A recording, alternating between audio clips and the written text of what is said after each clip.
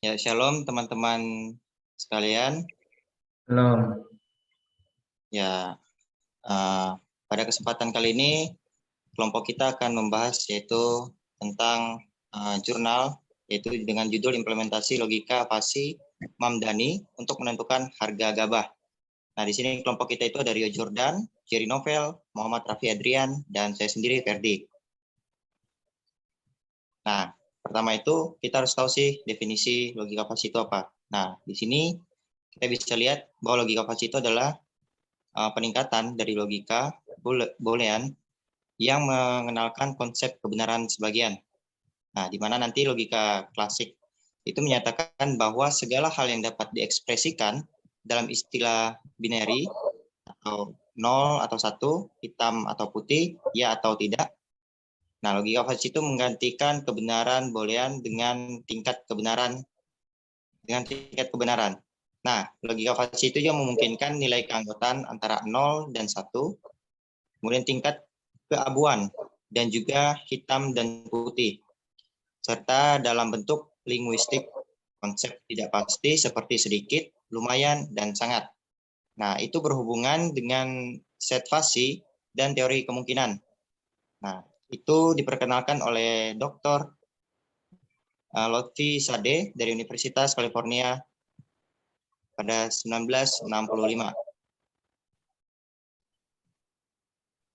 Nah, logika fasi itu dapat digunakan dalam bidang teori kontrol, teori keputusan, dan beberapa bagian dalam manajemen sains. Nah, kelebihan dari logika fasi ini itu mampu dalam proses penalaran secara bahasa ataupun linguistik reasoning, sehingga dalam perancangannya itu kita tidak perlu lagi mencari persamaan matematika dari objek yang akan dikendalikan. Nah, adapun salah satu contoh dari aplikasi logika fasi ini dalam kehidupan sehari-hari adalah di tahun 1990, itu pertama kali dibuat mesin cuci dengan logika fasi. Itu di Jepang.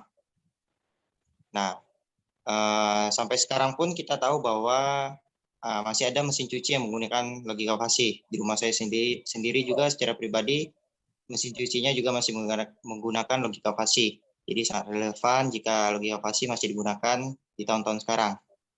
Nah, sistem fasi ini digunakan untuk menentukan putaran yang tepat secara otomatis berdasarkan jenis dan banyaknya kotoran.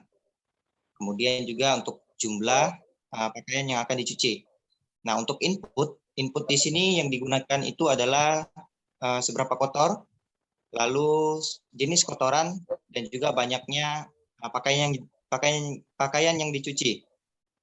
Nah, jenis kotoran itu biasanya bisa berupa daki, minyak, debu, seperti itu ya.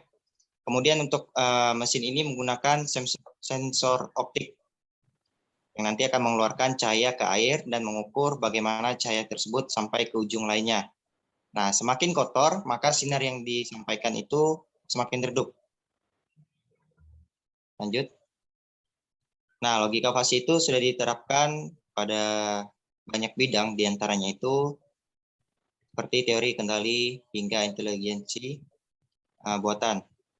Di sini ada contoh di dunia kedokteran dan biologi, itu digunakan untuk diagnosis penyakit pasien, penelitian kanker, dan sebagainya.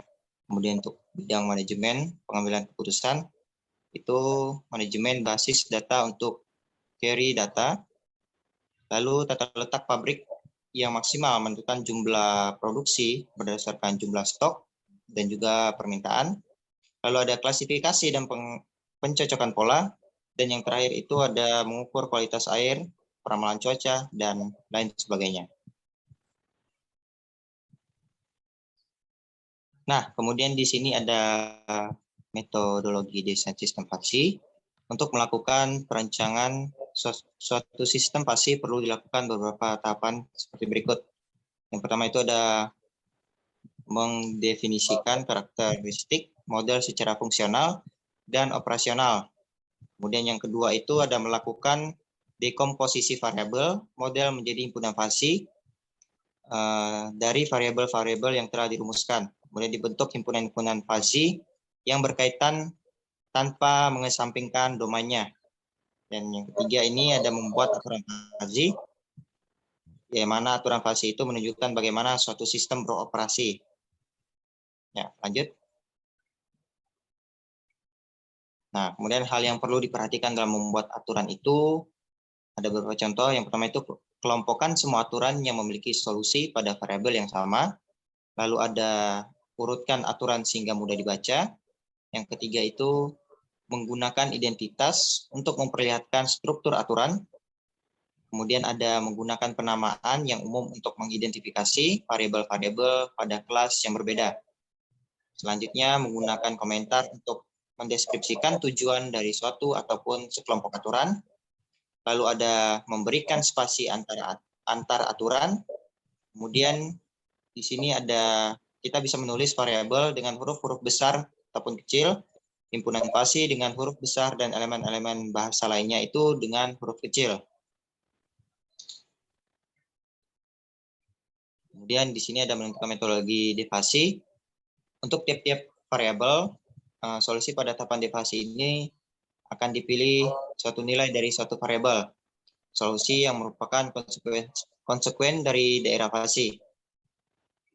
Kemudian dalam penyajiannya, variabel-variabel yang akan digunakan ini nanti harus cukup untuk menggambarkan ke fasi, tetapi di lain pihak persamaan-persamaan yang dihasilkan dari variabel-variabel itu haruslah cukup sederhana sehingga komputasinya menjadi cukup mudah. Karena itu Profesor Lotfi tadi yang menemukannya kemudian memperoleh ide untuk menyajikan dengan menentukan derajat keanggotaan ataupun membership function dari masing-masing variabelnya. Ya, selanjutnya kita masuk ke dalam jurnalnya. Mungkin bisa dilanjutkan oleh Saudara Raffi Adrian. Oke, baik. Di sini saya akan melanjutkan untuk memperjelas dari jurnal yang berjudul Implementasi Logika Fuzzy Mamdani untuk menentukan harga gabah. Nah, ini kita lihat di kehidupan sehari-hari manusia dihadapkan dalam permasalahan untuk pengambilan keputusan. Hal ini juga terjadi pada para petani dalam melakukan penilaian tentang kualitas dan menentukan harga jual gabah dari hasil panennya. Dengan menggunakan logika Fuzzy untuk menentukan harga gabah bertujuan untuk membantu para petani agar dapat melakukan penilaian dengan cepat, tepat, dan akurat. Pada metode Mamdani, untuk mendapatkan hasil diperlukan tahap-tahap. Ada tahap fuzifikasi, aplikasi fungsi implementasi, komposisi aturan-aturan dengan metode maksimum, dan yang terakhir depublikasi dengan metode Kentroid. Nah, dengan proses tersebut diharapkan bisa mendapatkan suatu hasil keputusan yang terbaik. Dengan ini para petani pun ataupun pembeli dapat menggunakan sistem ini sebagai referensi untuk membantu menentukan harga gabahnya, karena harga yang dihasilkan pada sistem ini sesuai dengan harga gabah di pasaran. Jadi jika petani maupun pembeli menerapkan harga dari sistem ini, harga yang diterapkan sudah sesuai dengan kualitas gabah yang akan dijual. Nah, kemudian kita lanjut dalam pendahuluannya. Nah, di sini ada pendahuluan. Beberapa tahun terakhir, dunia teknologi sangatlah berkembang pesat. Dengan demikian, manusia semakin dimanjakan dan dipermudah dalam kehidupannya. Seperti lebih cepat, lebih mudah dalam mendapatkan informasi, misalnya dari kemajuan teknologi, khususnya dunia teknologi informasi, yang begitu pesat, maka mendorong manusia memanfaatkan teknologi tersebut untuk membantu dalam pekerjaannya. Nah, dalam hal ini, bahkan saya bacakan, dalam hal ini orang sering dihadapkan pada suatu keadaan harus memutuskan untuk memilih suatu pilihan. Nah, untuk membuat keputusan pilihan mana yang menjadi terbaik perlu data dan informasi. Nah, dalam kasus ini pengelolaan data yang dihasilkan harus cepat, kemudian tepat, dan paling tepat itu akurat, pasti akurat. Sehingga informasi yang dihasilkan bebas dari kesalahan dan dapat menyampaikan maksud dan tujuan. Selain itu juga harus bermanfaat bagi pemakainya. Nah, kemudian dengan memanfaatkan informasi saat ini yang berupa sistem berbasis pengetahuan untuk menghasilkan keputusan dengan cepat, tepat, dan akurat, pengepul atau pedagang di tempat penggilingan gabah atau gudang juga tidak lepas dari persoalan untuk menentukan kualitas dan harga jual gabah yang ditawarkan. Dari sinilah hasil penulisan mendapat ide untuk mengangkat judul untuk tugas akhir, yaitu implementasi logika Fuzzy Mamdani untuk menentukan harga gabah. Diharapkan dengan aplikasi ini dapat membantu para petani ataupun pedagang ini untuk menentukan harga jual gabah mereka sesuai dengan kualitas gabah mereka. Nah, kemudian kita lanjut. Nah, di sini ada metode penelitian, yaitu dalam penentuan harga gabah digunakan metode Mamdani atau sering juga dikenal dengan nama metode min-max. Dalam metode ini pada setiap aturannya yang berbentuk aplikasi sebab akibat antecedent yang berbentuk konjungsi atau AND mempunyai nilai keanggotaan yang berbentuk minimum atau min, sedangkan konsekuen gabungannya berbentuk maksimum atau max. Nah, kita bisa melihat di sini ada bentuk diagram blok yang dimana di sini ada tanda panah input masuk ke fusifikasi, kemudian ke mesin inferensi, kemudian masuk ke defusifikasi, kemudian keluarlah output. Nah, namun di sini ada basis pengetahuan fusi. Ini dia masuk ke 3 ini, sehingga akan keluarlah di output ini.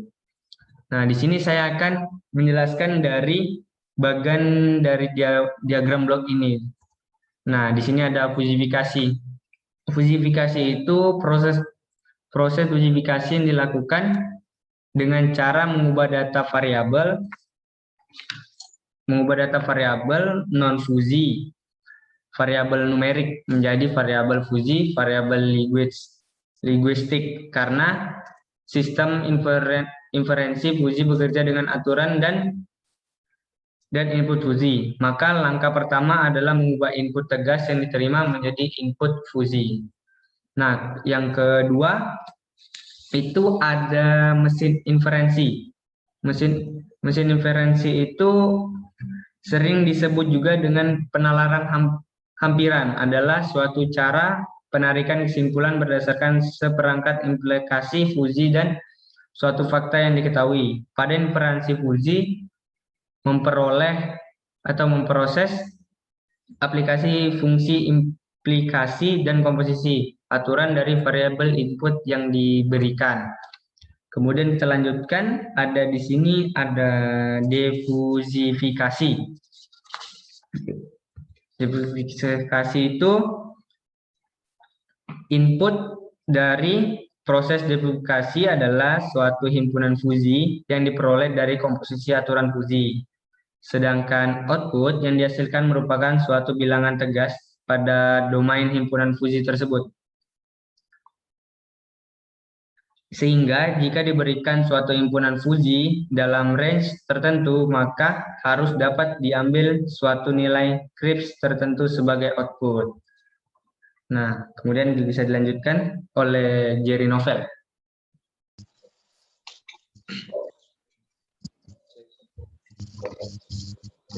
Saya akan melanjutkan dari Raffi, yaitu defusifikasi yang digunakan untuk menentukan harga gabah adalah dengan metode centroid.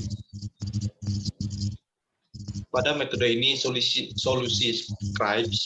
Kripps diperoleh dengan cara mengambil titik pusat Z0 daerah C. Secara umum dirumuskan sebagai berikut, di mana Z0 sama dengan integral dari A sampai B, Z dikali UZ ataupun derajat keanggotaan, dan DZ dibagi integral dari A sampai B dan derajat keanggotaan Z. Next. Pengujian sistem dapat dilakukan dengan menggunakan metode MAP, yaitu suatu metode untuk mengukur tingkat validasi dari suatu model. Adapun perhitungan nilai MAP adalah sebagai berikut, yang dimana MAP sama dengan 1 YI dikurangi Y aksen I dibagi YI dibagi N dikali 100%. Next. Untuk hasil pembahasannya, dalam penentuan harga gabah ataupun aplikasi logika fuzzy melakukan proses mengubah input yang berupa kadar air dan kadar HAM atau hingga mendapatkan output dan kualitas. Dalam penentuan harga gabah digunakan metode Mamdani atau sering juga dikenal dengan metode min-max. Jadi dalam tahapan untuk membangun logika fuzzy ini meliputi uji verifikasi basis pengetahuan mesin inferensi dan defusifikasi.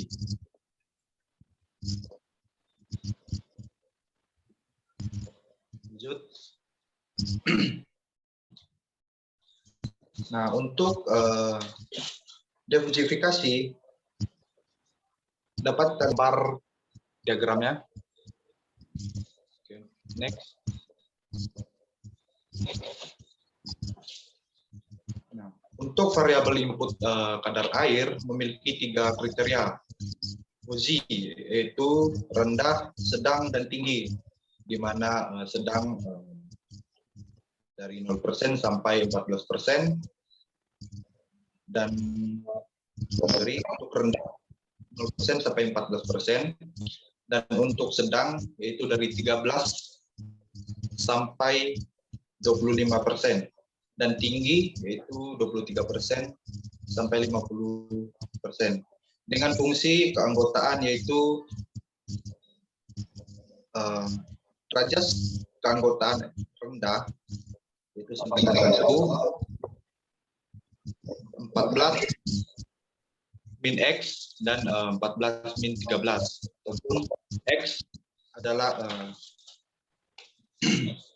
kurang dari 13 atau sama dengan 13. Nah, dan untuk derajat keanggotaan sedang itu sama dengan 0, di mana X min 13, 19 dan 19 min 13, dan 25 min X dan 25 min 19, yang dimana nanti itu nilai dari 14 itu dapat kita lihat pada gambar sebelumnya. Kembali. Ya, dapat kita lihat di mana derajat keanggotaan rendah ataupun sedikit dapat kita lihat ini ada dan untuk hasilnya itu belum diketahui ataupun nilai X. Nah, dan untuk sedang, di mana untuk X atau sama dengan 13 itu untuk puncaknya ada di 6.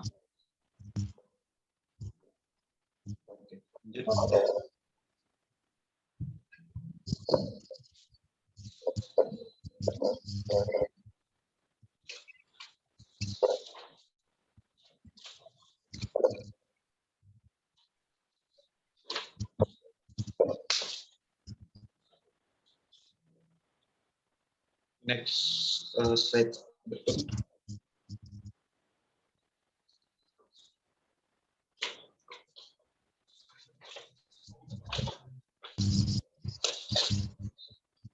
Oke, untuk variabel kadar input hampa atau kotoran memiliki 3 kriteria fazi. Sedikit yaitu 0 sampai 3% dan sedang yaitu 2% sampai 10%. Dan banyak yaitu 8% sampai 20%. Dengan fungsi keanggotaan sebagai berikut, di mana derajat keanggotaan sedikit itu sama dengan 1, 3 min X atau 3 min 2. Dan untuk derajat keanggotaan sedang itu sama dengan 0, di mana X min 2, 6 min 2 dan 10 min X dan 10 min 6. Nah, dan untuk derajat keanggotaan banyak itu sama dengan 0, di mana X min 8 dan plus min 8 1. Oke, selanjutnya akan dijelaskan lanjutkan oleh Saudara Rio. Ya, baiklah, saya akan melanjutkan presentasi dari Saudara Jerry. Di sini kita bisa melihat fase inference sistemnya atau FIS-nya menggambarkan grafik untuk output himpunan fazi dengan harga kualitas. Di sini ada rendah dan juga di sini ada GKP, di mana GKP adalah gabah kering panen, dan juga GKG di sini adalah gabah kering giling. Di mana kita lihat batasan untuk outputnya sendiri adalah memiliki 3 kriteria, yaitu pada yang kualitas rendah di sekitar 3.500 sampai 4.100, dan untuk yang GKP-nya kering panennya yaitu 4.000 sampai 4.700, dan juga untuk gabah kering gilingnya sekitar 4.500 sampai 5.000. Next. Di sini kita bisa melihat fungsi keanggotaannya dalam rumus persamaan linearnya. Dia akan bernilai 1 ketika X-nya kurang dari 3750, 3750, dan 4100 min X per 4100 dikurang 3750, di mana pada saat posisinya 3750 kurang dari X kurang dari 4100, dan 0 ketika di atas 4100.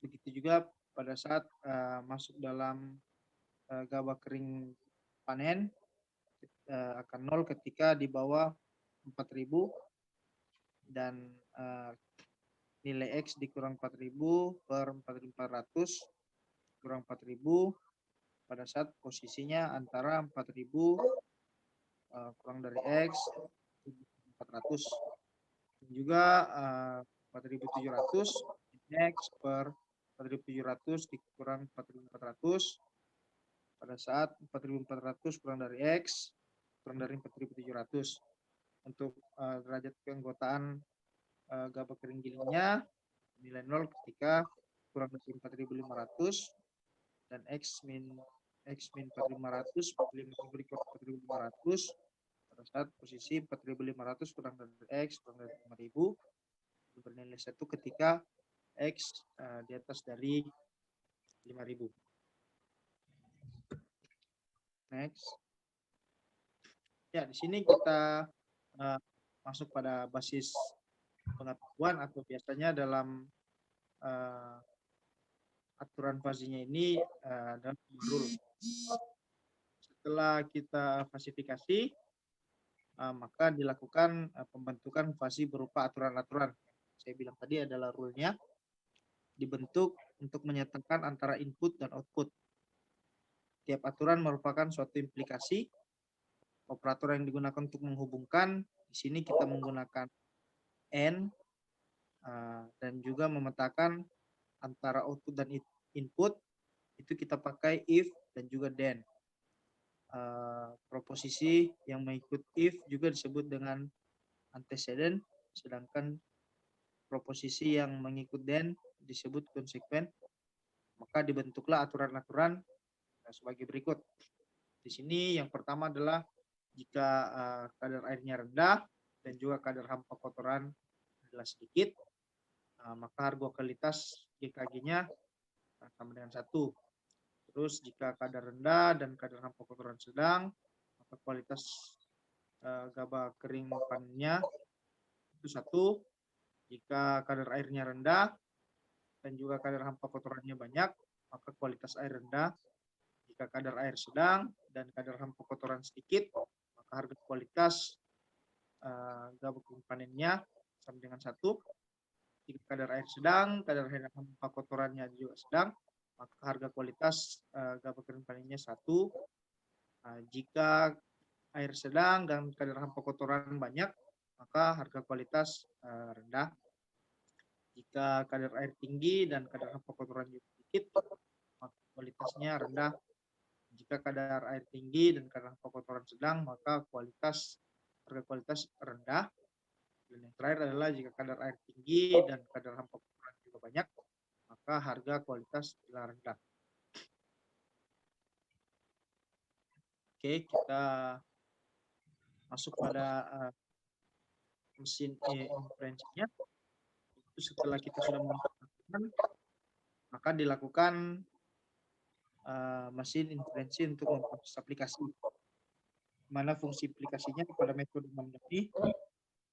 Fungsi aplikasi digunakan adalah min atau minimal, yang berarti keanggotaan yang dapat dari proses ini adalah nilai minimum dari variabel kadar air dan kadar hampa atau kotoran, sehingga dapatkan daerah fusi pada variabel harga kualitas untuk masing-masing aturan. Dilakukan sebuah percobaan dengan memberikan input air adalah sekitar 12,20 dan juga kadar kotoran 2,13%, maka didapatkan hasil dengan rincian di samping, di mana di situ kita bisa lihat bahwa harga kualitasnya sekitar hampir mendekati nilai 5.000, sekitar 4,8 sekian-sekian. Oke, next. Nah, untuk busnya sendiri, kadar air rendah dan kadar air hampa kotoran.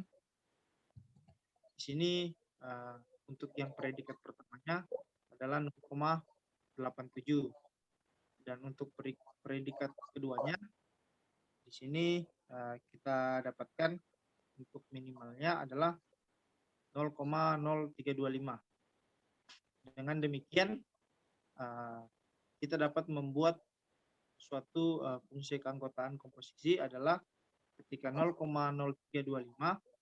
itu pada saat posisinya 4.000 kurang dari X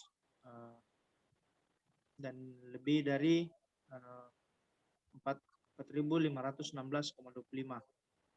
dan X kurang 4.500 per 5.000 pada saat 4.516,25 kurang dari X kurang dari 4.935 bernilai 0,87 pada saat X lebih dari 4.935.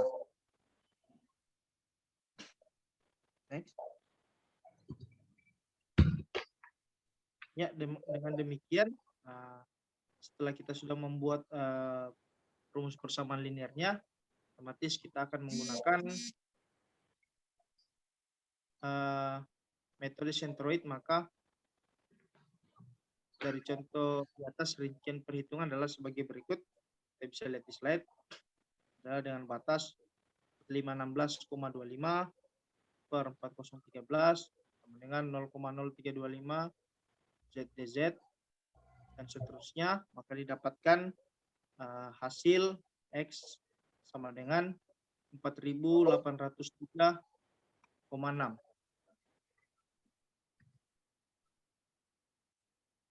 Kemudian dari proses falsifikasi hingga defalsifikasi sudah dilakukan dengan memberikan sampel, didapatkan harga kualitas gabah yaitu sekitar 4.403,6, di mana hasilnya adalah masih di range harga kualitas gabah kering giling yaitu sekitar 4.500 sampai 5.000, dan itu berarti didapatkan hasil sesuai dengan aturannya. Dengan demikian dapat disimpulkan bahwa penentuan harga gabah dapat diterapkan logika Fosi Mamdani, dan ini para petani ataupun pembeli dapat menggunakan sistem ini sebagai referensi untuk membantu menentukan harga gabahnya. Karena harga yang dihasilkan pada sistem ini sudah bisa dikatakan sesuai dengan harga gabah di pasar. Jadi jika petani maupun pembeli menerapkan harga dari sistem ini, diterapkan juga sesuai dengan kualitas gabah yang akan dijual. Next. Ini adalah beberapa daftar pustaka dari jurnal yang kami sudah ambil. Ada 9 referensi. Ya, sekian dari presentasi kelompok kami. Kurang dan lebihnya mohon dimaafkan. Sekian dan terima kasih.